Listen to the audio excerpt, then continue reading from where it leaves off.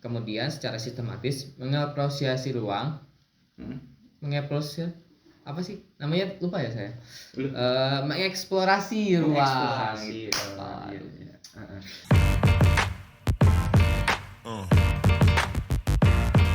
iya.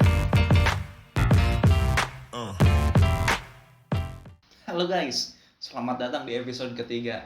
Nah, sebelumnya saya kan jadi narasumber nih di episode kedua. Sekarang saya jadi host guys.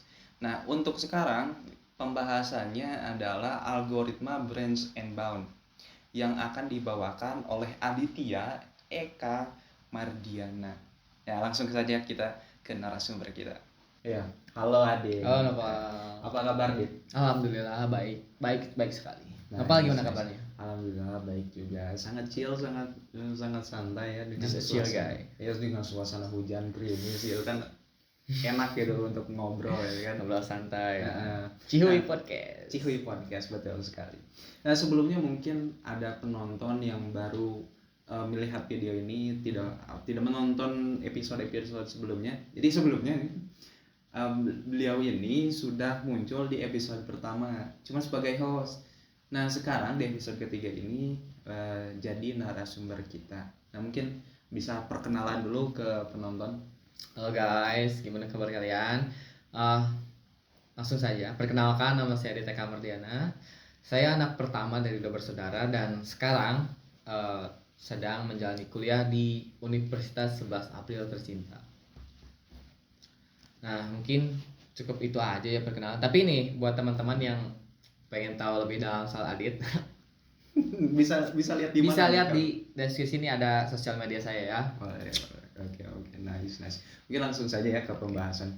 Jadi di episode ini kita akan membahas branch and bound. Jadi apa sih branch and bound itu? Oke, algoritma branch and bound. Mungkin untuk kedepannya kita singkat aja jadi Boleh. BNB ya. BNB. Algoritma Oke. BNB. Oke. Mungkin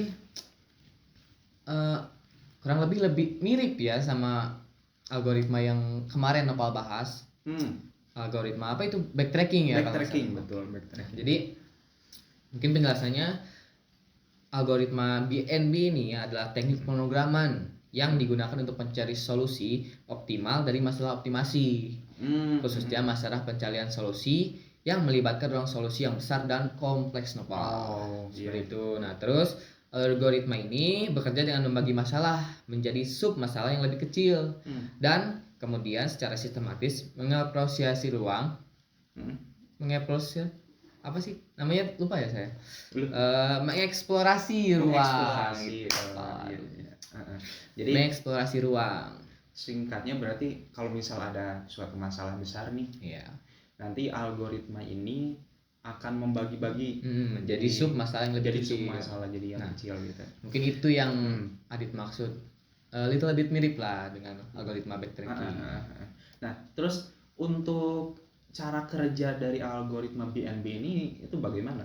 Oke. Untuk cara kerjanya mungkin ada dibagi 3 ya. Yang pertama itu ada branching atau pemecahan, lalu ada bounding atau apa ya, penilaian batas, dan terus ada pruning atau pemangkasan. Nah, pruning ini pruning ada di algoritma runut balik atau backtracking. Iya. Ya, saya paham sekarang kenapa tadi sebutnya mirip-mirip dengan materi algoritma backtracking gitu. Nah, terus nih yang pertama kan ada cara branching ya, atau pemecahan. Jadi masalah besar dibagi nih menjadi sub masalah yang lebih kecil atau cabang ya, kita bisa cabang. Nah, proses ini tuh berlanjut hingga masalah yang lebih kecil dapat diselesaikan atau mencapai batas yang telah ditentukan. Nah, itu cara pertama ya. Terus ada cara kedua, bounding atau penilaian batas.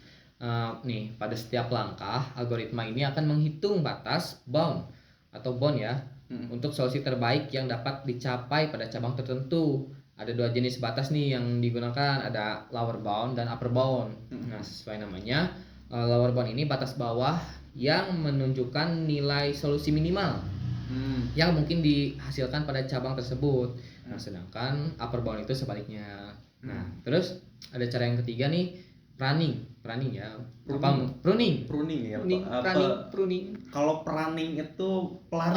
Ya, pruning ya, itu Kalau pruning ya. ini pruning. Oke, pruning. Pruning atau pemangkasan. Sorry guys. Saya ada belibet nih soal bahasa Inggris ya. Tidak masalah, yang mungkin belajar lah. Iya. Nah, itu cara ketiga ini pemangkasan.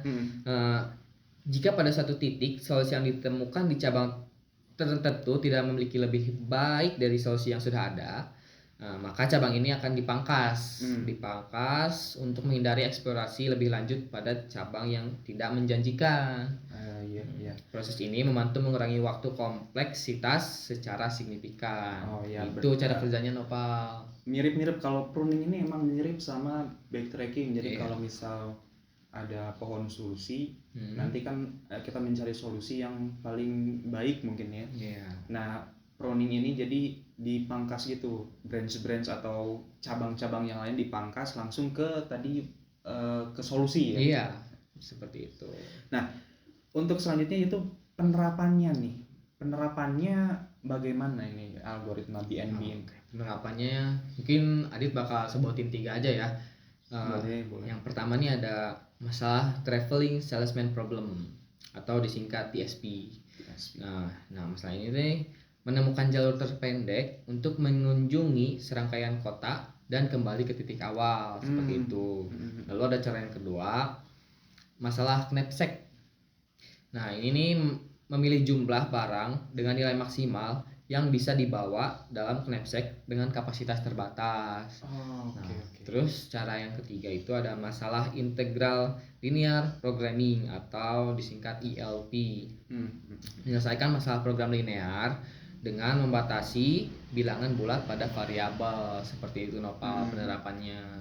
Jadi kalau misal ada apa itu namanya salesman yang mau ke desa-desa gitu, ke kampung-kampung, ke warga, jadi bisa menerapkan algoritma branch and bound ini. Bisa. Oke. Seperti itu.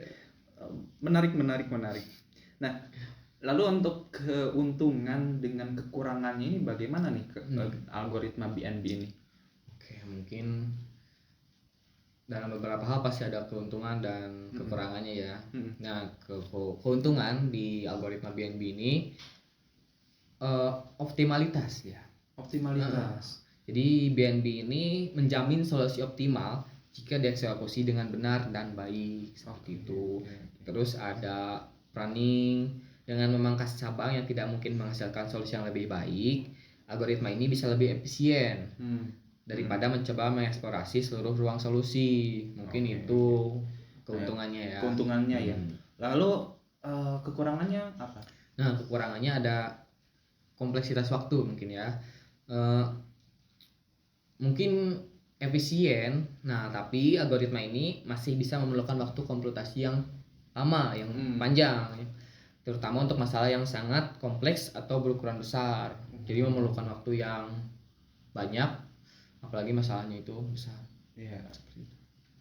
Oke. Tapi dibantu tadi dengan yang cara kerja yang pertama tuh kalau ada masalah besar jadi masalahnya diperkecil gitu ya. Dibagi-bagi. Iya, seperti itu. Oke. Nah, berarti secara keseluruhan algoritma branch and bound ini merupakan teknik untuk mengoptimalkan kalau misal masalahnya itu besar.